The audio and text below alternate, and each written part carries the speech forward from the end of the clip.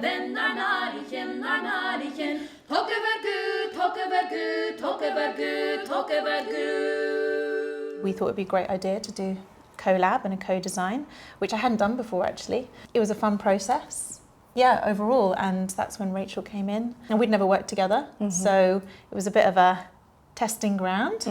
But something we really enjoyed, and I'd love to do it again. So overall, great experience, I think. I had been working with Lou Kemp, the director, on another project at the time. And she, at that point, knew that she was looking for a collaborator to work with Emma. And she was like, oh, I think you should have a conversation with Emma. Would you be interested in having a collaborative role within this performance? Which I was really excited about. So I've been designing for performance now for over 20 years, and I've never collaborated on the design of something, so that felt like such a brilliant opportunity. We had a chat about what we liked about it, and I think the both of us felt like we had so many similar ways of working and so many kind of ways of thinking about and getting excited about performance. And that combined with feeling like we really wanted to give it a shot, this idea of what does it look like to collaborate on the design of a performance, meant that we were just really up for giving that a go. I mean, I think because I work a lot across various different mediums, and I find there isn't really a traditional way for me to approach something. It could be devised, it could be script, it could be movement based. It really just depends on the show that I'm doing. And I think that's probably why it worked quite well, because I definitely didn't turn up being like, this is how I work, it's got to be like this. And I didn't feel like you did that either. So it just managed to sync, didn't it? And I think being open-minded about that process and being able to say, these are a few of my tools, how about you, meant that the conversation was just really organic and fluid from the get-go. From early on in the development process, when Emma and I were in the room with Martin and Lou, just kind of going through the script, one of the main themes that was coming up for us that we definitely held on to and were clear about from the beginning was this idea of the epic. How do we translate and communicate this idea of the epic within a performance, which of course has its limitations in terms of the stage size and what's possible to tour. Then we were kind of teasing out things that we were interested in. There was one theme which was horizons. There's a kind of reoccurring motif within the script of ideas of horizons, and those horizons happen in multiple locations. So we were really interested as designers of how do we communicate this idea of the performance being able to geographically shift in place and also in time. So I think these were the big things that we latched on to at the beginning. Yeah, totally. But alongside that, there was definitely a want to talk to a modern audience and to bring in more of a pop culture, I guess. There were many timelines within Martin's text, so we were looking for 1980s Glasgow alongside Macpherson, alongside Ocean. So all of these layers needed a visual representation in some way to really bring the audience on board, because it's, as Rachel said, it's a really dense piece of text. So we wanted everyone to be, fully involved and engaged with the beautiful stories that Martin was telling alongside the singers. The other things which was a massive influence for us was the Monarch of the Glen painting by English painter Sir Edward Landseer. And we did a lot of exploring of that image at the very beginning. It's the iconic image of Scotland, which has been used, I think it's the most reproduced image that's been used, and it's kind of used for shortbread tins and hotel paintings, and it's on t-shirts, and we were really interested in this idea of this iconic image being used to be able to create our kind of serious epicness landscape, also been able to do that thing where we're kind of delving into the kind of cheap reproduced pop culture of Scotland. So I think we spent quite a long time looking at that painting. And now that I think back, we went creatively, we went kind of round the houses in terms of in what ways would that painting be used within our design work.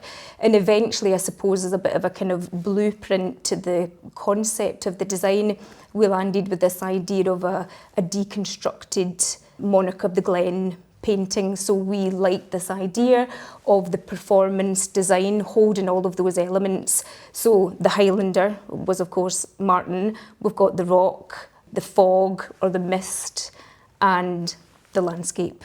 And all of those components coming together can do two things, which we were playing with, like dramaturgically throughout the performance.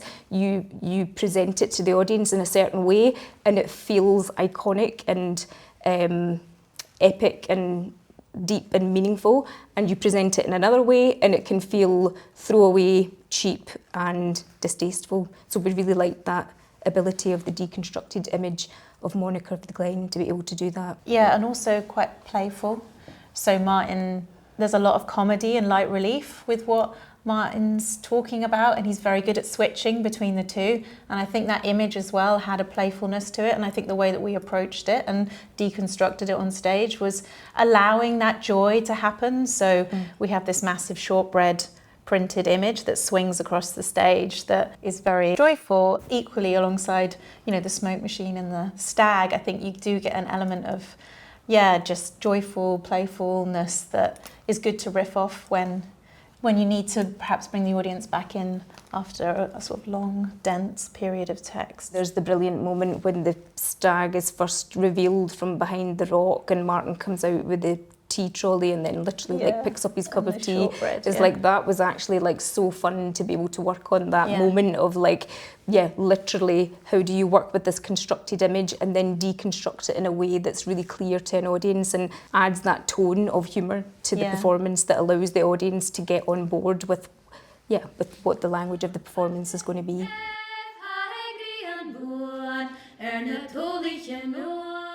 So typically what happens in a design process is that there's two key stages. One is white card or green card presentation, and that's usually when the concepts are ready to be spoken about and ready to be spoken about as a first draft idea.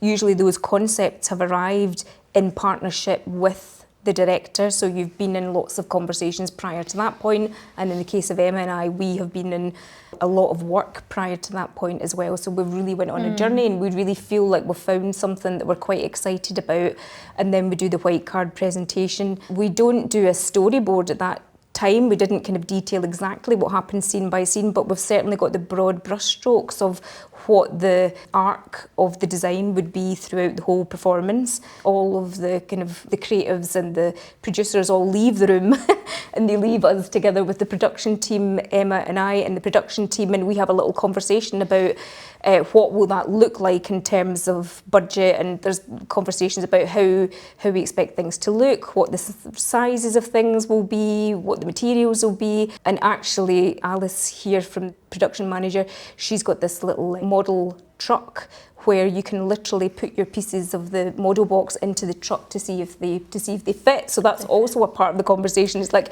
how do we make sure that this set can also fit into the van? We had an open rehearsal room, which was kind of great. At the end of each week, there were people from the building or invited audiences from Lou and Martin and other people to come and to feedback, which is also really unusual. You don't usually get that until the last week, but I think that conversation and that interrogation needed to happen due to the nature of the tour and just how conceptual this show was. So that was another meeting of people and ideas, which helped with the tech as well. We also started to kind of divide tasks as well. So like one of my responsibilities was overseeing the production of the rock, which was not a straightforward make because of course it had a television in it and it was a very particular television.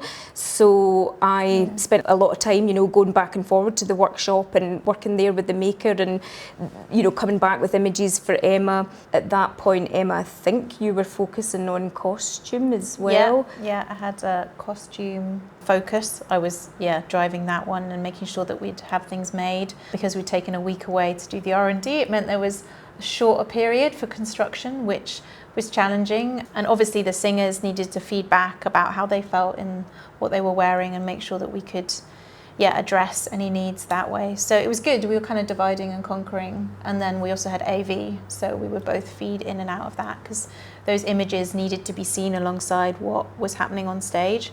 So you can't really test that until you see them together. Well, Rob was very open-minded, which was brilliant. So right after the white card, we were engaging with him to talk about the images that we were excited about, how we could bring some of the, text alive with really striking looks and something that the audience would be able to latch onto quite quickly.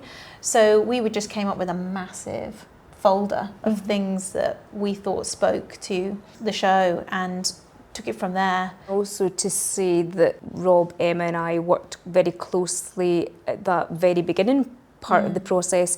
When we were going through the script, we actually spent quite a lot of time with Lou, the director, sometimes Martin as well, going through the script and talking in a lot of detail about the tone of each scene. So we had, I think it might have been 21 scenes within the performance, but within each scene there was sometimes a tonal shift. So by the time we got to the AV design, Emma, Rob and I were very clear about what's the overall tone or feel of this part of the performance and how do we achieve that. So I suppose in an ideal world as a designer, what you would ultimately always want to do is be at every single venue so that you can feel it out and literally sit in the seating bank and experience what it feels like for an audience member. That would be the goal, but unfortunately that's not possible. And obviously that process has to take part through working again closely with the production team and also through drawings. So we, for example, when we were in the rehearsal room from very early on, so what you typically do in the kind of beginning parts of rehearsal processes is you do a markup of the space. So in other words, you literally with tape draw on the floor the outline of the stage and any other features so that when the performers are on stage and or some of the objects, you kind of have got an awareness of where those objects are and how you can move them around the stage. So from very early on in the process, we had the markup of our smallest venue and our largest venue on the floor. And that was really good because what we realised or recognised through that process was that we couldn't just design the whole thing to fit into the smallest space. Then when it transferred to the larger space, it would end up looking like a little tiny thing on a big stage. So we had to find a kind of in-between place and then work alongside stage management to, I suppose, create the rule books of when it's in this venue, this is what it looks like and these are the positions. For example, I know this is not entirely true, but the idea was that the rock was fundamentally always in the same position as was the backdrop, and then it was the other component parts that slightly moved in and out. The Green Book was a collaboration between lots of different theatre practitioners, just how wasteful we can be in theatre. And I think there was a real push for lots of people to come together and think about how we can be more ecologically minded, think about reuse. So the part in the process where you present your concepts and ideas for the first time, and that's the first time that we presented this kind of deconstructed Monarch of the Glen idea. That's when we went into discussions with Alice here from the production department just to speak about what are the things that we can reuse, what are the materials that we want to use for the show and how do we think about reusing, and that's across all elements of the set. So from the back projection screen we were thinking about how do we get an existing screen that we can print onto, to the creation of the rock, how do we consider that an environmental way, and also the costume and the props. That also involves us being part of bigger conversations about how can we make this happen, because it's not just as straightforward as buying something.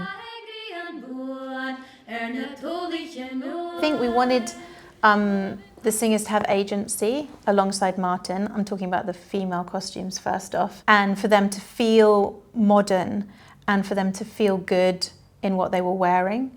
We didn't want them to hark to a past look or a past image of Scotland. I think Martin was doing that quite effectively in what he was wearing. And obviously the singers needed to feed back about how they felt in what they were wearing and make sure that we could address any needs that way. So it was good. We were kind of dividing and conquering. And then we also had AV, so we would both feed in and out of that because those images needed to be seen alongside what was happening on stage. So you can't really test that until you see them together. Something that really spoke to these modern Gallic women. And that's where we came up with the idea of printing them with rocks, so they became part of the epic, but they also managed to harness the look and scale of the rock and talk about how women have always been there as part of the landscape, and maybe they haven't always been, I guess, identified as separate. They sort of, I guess, traditionally become part of the background, and we wanted to riff off that a little bit. And I think printing them with rocks sort of had a little bit of a nod, but it was in very modern shapes. So they looked, I thought, great. They had like ties and trousers, and it was very androgynous for some of them. So we added to that whole conversation around what women are and what we wear. And then at the end, they have this moment of further agency where they get to take tartan and wear it in the way that they feel represents them and what they feel is important now, rather than becoming a vessel for something that somebody came up with like 300 years ago. Martin, what was he wearing? We could essentially put as much tartan on Martin as possible, was really what we were trying to do, to make him the most ridiculous version of the Scottish Highlander. So he was wearing a kind of mixture of different tartans that probably wouldn't go together. So I suppose we liked this idea of the top of the show, the kind of ridiculous thing that you expect when you see a kind of idyllic smoky landscape with a Highlander in it. So we, I suppose, really leaned into that vision of him being that epic version of himself.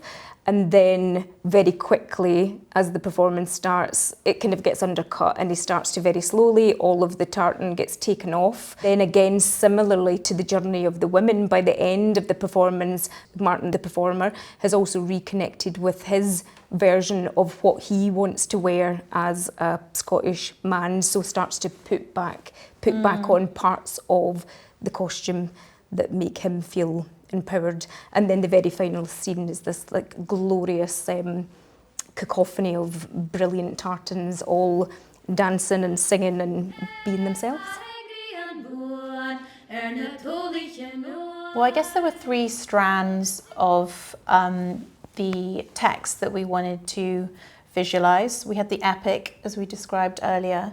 We had Macpherson, who wrote the Ossian text, and then we had modern day Glasgow with Martin.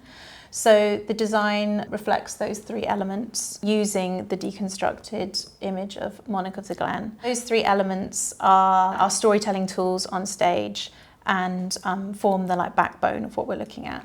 So at the back we have this image of Scottish landscape that is part screen, part projection surface, and that really did immortalise the epic Scottish rugged landscape. It's actually a made-up image. It isn't of anywhere in Scotland. Powers of Photoshop. We wanted something that was iconic, but not somewhere that is referenced or that perhaps people would be distracted by, oh, I was on a holiday there. So it has quite an ambiguous, very emotional and, I guess, foreboding backdrop to the stage, and that's in a circle, which looks a little bit like a shortbread tin. And it's on legs. Then we had the rock, which was certainly centre stage. I mean, the rock was actually a bit of a major theme in our creative design conversations as well, because there are huge ecological themes to trying to find a visual way to be able to create that feeling of place, that feeling of ecological time, I suppose. So we did a lot of work into Lewis Gneiss, which is the oldest geological rock which is found in Lewis, and we started getting quite excited about rocks, so we just knew quite early on that we probably wanted a rock on stage. So the relationship between the rock on stage and the landscape is also quite key, because of course it kind of connects the dots of that constructed Monarch of the Glen image. So we've got the rock in the foreground, and at points it feels like it kind of merges with the background epicness, and at points Martin's literally wheeling about in a kind of comedy style. And also one of the things that we were trying to communicate through the design was, so we always referenced a line within the performance, which we were kind of using as a bit of a guide in terms of checking what our design was doing. But there's one quote in the performance that says, "Imagine your culture was taken, bundled up, deconstructed, rebranded, marketed and sold back at you at a premium price." So we actually were quoting that probably from the beginning, and the TV is a very good example of that idea of the culture being rebranded and remarketed back at you.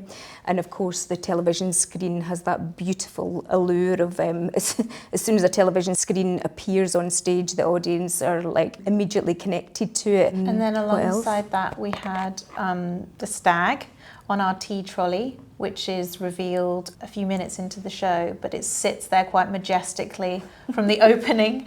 It's just a graphic printout. It's mounted on top of the tea trolley that, when it's moved, totally undercuts the serious nature of beginning scenes and the setup that Martin does, and is used in different ways throughout. And on the back of it has tartan. So the very last image, we move into this tartan, like iconoclastic, like final montage that stag is rebranded a little bit, and that happened with a few of the other elements as well. And then we had our swinging shortbread, which sets up the tone again with stag deconstructing that initial look on stage. And then we have the women, which was a whole process to try and figure out how we empower these singers on stage and make sure that they are not just in service to Martin and his story, which was a very complicated thing to make sit well within what he'd written, and for them to feel very pivotal, I guess, to the storytelling.